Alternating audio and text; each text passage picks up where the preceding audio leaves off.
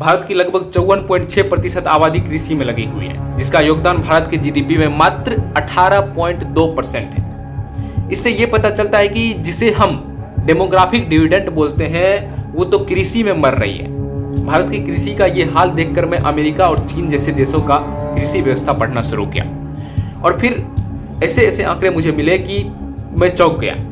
America की जनसंख्या का मात्र 1.2% हिस्सा कृषि में लगा हुआ है। उन्होंने खेती का मशीनीकरण किया। खेतों में होने वाली हर काम मशीन द्वारा की जाती है और इंसान सिर्फ उस पर नजर रखता है, और बाकी जनसंख्या अपने अलग अलग क्षेत्र में लगे हुए हैं। और भारत की स्थिति यह है कि जनसंख्या इतना ज्यादा है कि सबको नौकरी मिलना मुश्किल है, और बिजनेस और स्टार्टअप के लिए कौशल नहीं है। तो ये सारे लोग लग जाते हैं एक ही खेत में। उसके बावजूद प्रोडक्शन बढ़ नहीं रहा है, उल्टा समय के साथ कम होते जा रहा है। इसके चलते किसान जितना प्रोडक्शन एस्टिमेट करते हैं उससे कम ही होती है, और जब उस प्रोडक्शन को लेकर वो बाजार में बेचने के लिए जाते हैं तो प्राइस भी ऐसा मिलता है कि कभी कभी तो लागत ही नहीं निकल पाती।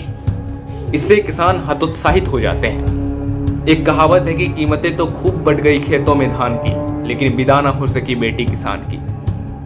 आपने किसानों को अन्नदाता कहा, बहुत अच्छा लगता है सुनकर, पर इन अन्नदाता के हाथों का अन्न हमें मिलते रहे, इसके लिए आप इन पर गहराई से ध्यान दें और इन्हें इनकी समस्याओं से बाहर निकालें।